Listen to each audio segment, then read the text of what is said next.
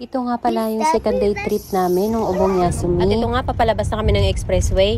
Nasa 400 yen lang ata yung nabayaran namin mula sa Saitama hanggang dito sa Tokyo. Malapit lang kasi ang Tokyo sa Saitama, kaya mura lang siya. And after mga 1 hour, nandito na nga kami ngayon sa Tokyo. Medyo nakakakilig nga kasi first time namin gumala dito. At the same time, kinakabahan din kasi hindi namin alam yung pangapasikot-sikot dito. Tsaka ang dami kasing mga pulis na romoronda, kaya kinakabahan ba ako na magkamali sa pagdadrive, pero hindi naman ako yung nagdadrive. Yung nagdadrive nga, chill na chill lang. Ako yung sumasakay lang, ako yung kinakabahan. At buti na lang nabitbit namin tong stroller ni Pia. Kasi malaking tulong talaga siya. Ang haba kasi na nilakad namin mula dun sa pinagparkingan namin. Ayaw pa naman ni Pia yung mahabang paglalakad kasi napapagod siya. Papunta nga pala kami nito sa isang Nike store. Nagyaya kasi yung asawa ko na magtingin-tingin daw kami. Sa pagpasok nga namin, hindi na ako nag-video ng madami kasi yung mga binebenta nila, pare-pareho lang din naman yung benta din dun sa amin. At ang next namin naman na pinuntahan na itong Jordan na store. Entrance pa lang, bonggang-bongga na. Hindi na ako nakapag-video dun sa loob kasi nahihiya ako, baka bawal. At ang next stop naman namin ay itong Shibuya Crossing. Wrong timing nga kasi nung nagpunta kami, maulan. Pero ganun pa man, kailangan namin ma-experience kung ano ang feeling ng tumatawid dyan sa pedestrian na yan. At yun nga, habang tumatawid kami, parang hindi pa nagsisink in sa mind ko na nai-experience ko na siya ngayon. Ignorante lang.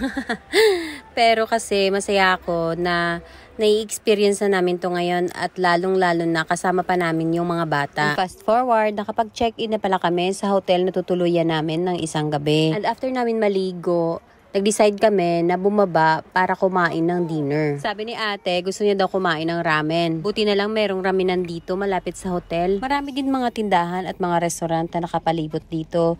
Pero nung time na yan kasi, yan na lang yung bukas. Kaya dito na kami kumain. At saka, masarap naman yung ramen na nakain namin. Kaya okay lang. And fast forward ulit, umaga na pala to at pa-check out na kami sa hotel. At ito nga, pababa na kami. Nasa 19th floor pala kami, kaya maganda yung view. At napakabilis pala mag-check out sa hotel na to. Ihulog mo lang doon yung card key mo.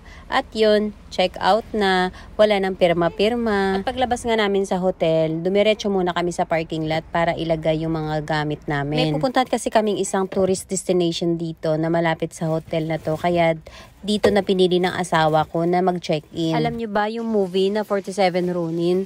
Ako kasi hindi ko din yun alam. Pero yung asawa ko kasi, napanood nila yun ng mother-in-law ko.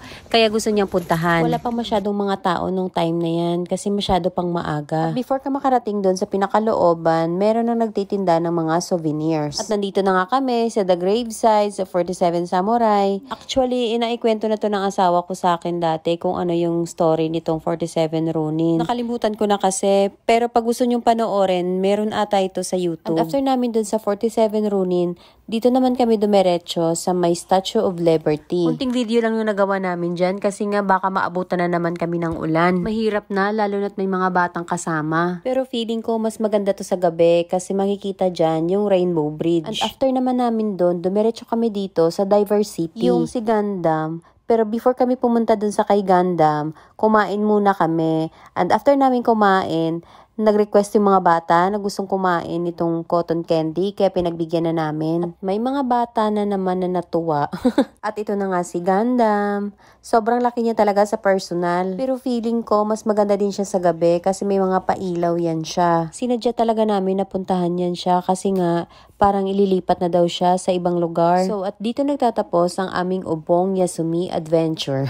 Sobrang late na to bago ma-upload kasi nga masyadong busy. Salamat sa panonood. Please follow my page for more. Bye!